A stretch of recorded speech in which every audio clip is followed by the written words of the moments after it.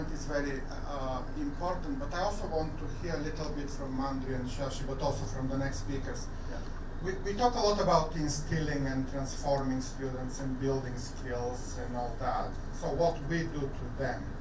But I wonder, what do they think about us? I haven't heard much yesterday and the day before.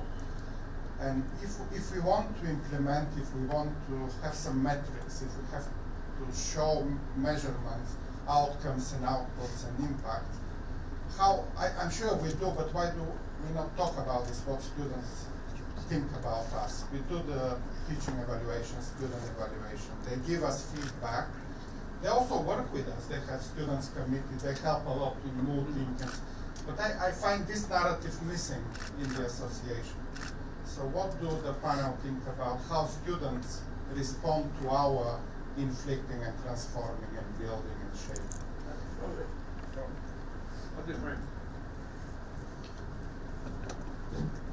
Thank you very much.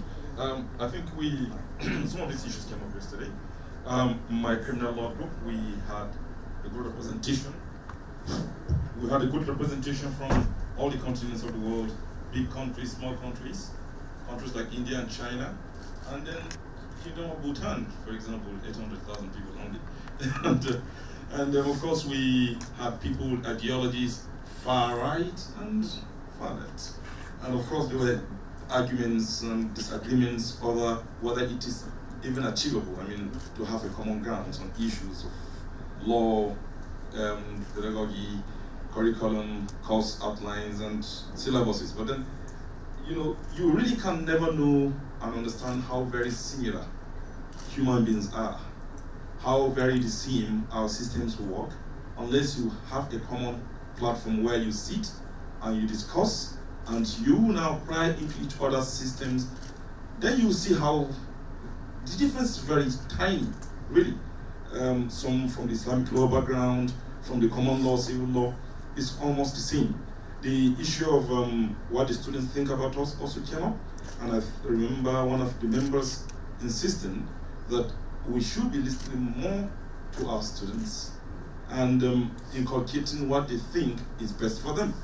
And an example was given that there used to be times when parents used to tell their children what to do, but now we found ourselves in an age where we are expected to allow the children to tell us what to do.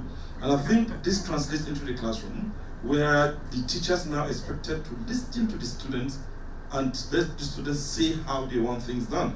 Of course, I told them, and then of course, a suggestion was made that we should try and be more tolerant of our students, be much more closer so we can mentor them. But a warning was also sounded that, as it is said in my country, that with students, when you give them a hand to shake, they will hold your elbows. If you give them an elbow to hold, they're going to hug you.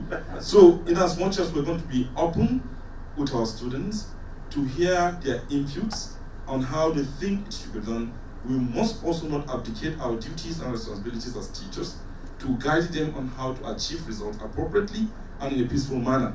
The reason why I said there were some of our colleagues who were far to the right and far to the left is because there were some of the members of the committee who are of the view that however students want it, it should be done that way. And some said, no, you can't just abdicate the entire responsibilities as teachers. It means there will be no need for us to be there as teachers to guide them anymore, since they can go into the Google and find the books and read on their own and then move on to get the certificates. So these are some of the issues that came up yesterday. Well, that's right. But the bottom line in that question is, what's our job? What's our obligation? I agree. I think you need student input, but do you need individual student input? Once again, there's this shift in vocabulary. When we started out, we're looking at how do we teach, and then once that we engaged with our learning scientists and professionals, they said no, you got that question wrong. It's how do they learn? And once you start to explore that, then you say, oh, okay, so there's been good science that's been done with respect to how people learn and at different age levels and at different age groups and what is it that they're trying to learn. That's a better influence, I think, than, because the 18-year-old, I'll be honest, that's my job, is to help shape that that mind, not to dictate certainly, but I have to understand how they learn. They don't understand how they learn. They have a reaction. They may like it or not. That was entertaining, I laughed, whatever. But I'd rather trust the science. Certainly the student evaluations and things like that are also very helpful. But I agree, I mean, you know, we do need student input, but it's not individual student input. All of us who've been teaching for a while truly understand. Students are a fungible commodity. They come and go. That's the reality of it. And you have differences at times generationally with respect to the students that you teach. You have also the luck, or the hardship and the misfortune of the draw as you play cards. Sometimes you get a class of students, wonderful, brilliant, they're engaged. And sometimes you go out there and say, this is supposed to be a good school, you know, how can we omit these people? So, you know, that's the factor. I think it's much more important for us to be grounded then in the learning sciences, to know how they learn, so that affects how we teach. We have a comment back here. Thank you. It's Radley Henrico from the University of Johannesburg. It essentially raises or piggybacks the question that's just been mooted. And I'd like to hear from the panel. It's all very well having these skills, the transfer of knowledge and the transformation, but it's ultimately dependent on the student's participation and willingness to learn, more particularly to read. And I find that that's an uphill challenge. Just the bare getting a student to read the prescribed material, let alone the recommended material. Any thoughts on how does one deal with that? What you've just said, you know, we've sent out a membership questionnaire, and we said, so, you know, what are your most important, you know, we had statements, and so you're judging how strongly they feel about the statement. I totally disagree, I strongly agree, etc. And that's been a constant theme for many years now. Say they don't read anymore because it's quick, quick, quick.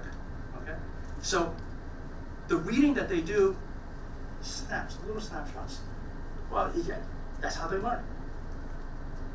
So if you say, please read the appellate case, which is this is a seminal case. It's so important. Okay, it's 60 pages, but learned judge so and so has really expressed and laid out the entire field, and it raises the great question. They don't do it. It's a challenge. We used to do it. Well, some of us did. But that's the way that we learned. Today, no. They want to read a paragraph here, a paragraph there. That's how they're learning. How do we address that? And you say, well, then you're just not going to succeed because we have to do it the same old-fashioned way. And this is the way that we train your mind to do it. You have to have the patience. I mean, there are many arguments. But that's, once again, I think we're going to explore that. There's no one easy answer. There's no answer to that. But what you've expressed is absolutely, it's one of the major, major challenges in terms of education as a whole. Can I just a quick comment on how to get them to read? I mean, law is an amalgam of philosophy, history, economics, politics. If you place the readings in the correct ideological context, I think students will be interested and inspired to read, because at that stage, the beginning of their law school career, their eyes are just opening to politics and philosophy and things. So if you can, as a teacher, as a guide, put the readings in a context, say this is a very left-wing judge, and put it in the right context, I think they'll be more interested in engaging. And we hope so. Penny. Thank you. I just to add on to some of the points that have been raised, just two quick questions for me. This issue of identity. Students, particularly in those countries in which students come from high school, it's very, very difficult to talk to them about their professional identity. And I would like to hear from others how they inculcate and socialize students into this new professional identity. That's the hardest thing. And then the second question, the student input and student learning. In South Africa, students are demanding that we listen to them. And so it's a very careful dance between our expertise and their passion for thinking that they have enough, and enough experience particularly. Very difficult. I'd like to hear again how people facing this challenge, because we do have to have input from students. They just don't know enough, but they do know certain things that we need to honor.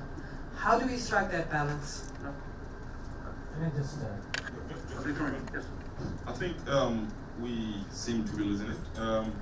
There used to be times when the word university culture used to be a big deal. I mean, all universities have a tradition, have a culture, and the moment a student signs into coming, he has to imbibe. And when you find graduates from those universities, you could differentiate between a graduate of Harvard, a graduate of Oxford, a graduate in my country, University of Ibadan, Lagos, even from their mannerism, from their language, from their attitudes, from their behaviors. But I think most of the universities have lost all that and have virtually moved into the back seat and allowed contemporary issues, I mean, students to now take the front seat. I think students need to be made to understand that it's either, and I think that's where some people think I belong too much to the right, because I still believe that students should be made to understand that rules are rules, and our tradition, our profession is an old-fashioned profession that cannot be changed overnight. And if you are accepting to belong to this profession of honor and integrity, you have to live by its codes. The codes can be changed, but it's going to be a gradual process, not overnight. And I think this is some of the issues students have to be made to understand. Not by refusing to listen to the students, but by also insisting that they must conform with the traditions of our profession. So that's the end product that you want. How do you get there? You say, well, my way or the highway, okay? In establishing sort of professionalism in our group, and we talked about the medical profession. And you say, so what do you do there? How do you have them form this sense of being a doctor? Okay? And you go in medical school and you're going to be a doctor. I mean, you may do something else and invent something and be a tycoon. But on a whole, they're going to practice. Our students, some will be lawyers and some will not be. But what's interesting, Pat was saying, you take the Hippocratic Oath and things like that. But then you get your white lab coat. And you say, this then puts you on the path towards being a doctor. There are a bunch of symbolic things that we do, or should do, and we haven't. We've really lost that symbolism to say, this is something different. This is part of the transformation. And in terms of the transformation, it's a confirmation along the way. And that maybe, and once again, let's go back to network improvement communities, is that we see different ideas. We know what the problems are. How do we get there? How do we do this? And people will come up with ideas. Well, I've tried this at my school. It seemed to work, but this thing didn't work. Fine. Somebody else comes in. How about this? Have you tried that? We need to come together as a community to keep looking at that end result. And how do we get there? And share that experience. I believe that, like in medical school, and I have closely watched the process of medical school through some relatives who are doctors, the formation in the medical school, first of all, is about the basic skill of the doctor in dealing with the patient, spotting or diagnostic skills, for example. So, and the presentation of the doctor. As a medical student, you can distinguish today, physiotherapy student also wears apron in India, but in the days when we were studying, at least our contemporaries had to wear that kind of the Hippocrates, that symbol. I can't tell you the name, but it's very important that our students have that uniform, the kind of etiquette, what they project. You would have seen in Symbiosis, everybody is happy with the students. That's because when they enter the college, first 1 week there is an orientation, and in that orientation there are two things. One is the basic skills to spot the law, the conscience to identify justice issues, reminder that you wouldn't have been called to this education unless you had a deep calling for justice, and then successful professionals addressing them, alumni addressing them. I've got 4 and 5 of my alumni here, distinguished alumni, who used to be leaders when they were here, creating a governance council which makes them get that feel of how to create a networking community and how to assume leadership roles, volunteerism and commitment to service, selfless service to the group. So these are little repertoire or the labs of learning. So simply coming to the college, attending classes is not the issue. You learn from people, learn from their lives. So our induction program runs for about 3 weeks, and at the end of that, some stalwart, some luminary will come and address them. And this process happens in small groups, including the familiarity with the library, including the familiarity with the etiquette. Now, when it comes to uniform, we had challenges that students didn't want to be. I mean, in the beginning, we distinguished first year students from second year, etc. Then we thought, right from first year, let them feel as if they are in the bar or in the court. So certain deviations, etc., were handled by only one sentence. In the court, you can't afford to do this. You will be questioned. So that seems to work better than other penalties or fines, when they violate the rule. The other thing is about the resistance that students had about the uniform. So now we have given them 2 break days, but then with the suggestion that you wear khadi so that you encourage a rural industry. So how we project these values, how you project the grounding. Like in the induction lecture, we clearly tell them that this is the only profession which is mentioned in the Constitution. So there is no other profession which is mentioned even medical profession is not mentioned in the Constitution. Dr. Menon has created this kind of a slogan. So we try to reiterate that it is your profession which matters in this country the most. So automatically when you translate or transact those values, they make a huge difference. In the self-definition, identity is the self-definition. In the affiliation, in terms of where they belong, and in terms of setting their professional goals. Thank you. Yeah, and so once again, going back, just say to the medical profession, you take a look at the students who are in medicine, and you're going to see them with a stethoscope at times around their necks. Okay, these are the symbols. We don't have that. In certain jurisdictions, yes, you have to put on a robe. I think most countries have gotten rid of the wig in court, but you don't give that to students. But what else? I mean, and this is once again, that's what the NIC is supposed to do: come up with ideas in terms of professional formation. This is where we wanted to have students have a uniform. They burned down the school. They just don't want to have uniforms. I mean, it's impossible, certainly at Berkeley, where I teach also, to have a uniform. I mean, it's just not going to happen. But we do take a look at that and say, so how do we keep improving? How do we share that experience? Because we're lofty, as Jürgen said. But that's, I think, from the loftiness is where we're going to find the commonality. How we actually execute it, that's where the differences will be, because we have differences in terms of where we are as an institution, where we are in terms of the nation state in which we operate in, and the rules and regulations that apply to us, and the type of student body that we have. Valentina.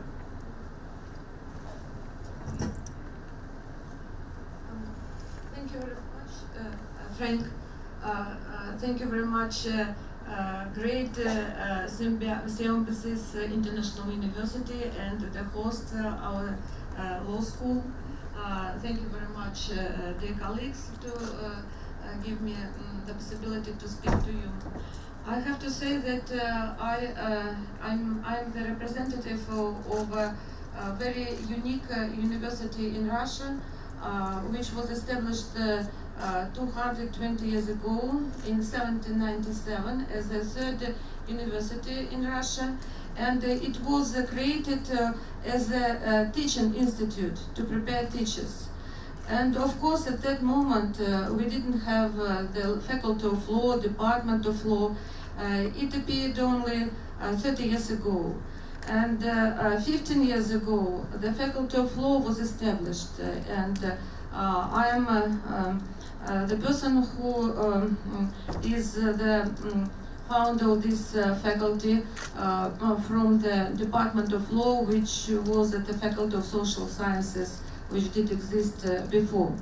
And that is why our mission of the pedagogical institute, of the pedagogical institution, influenced the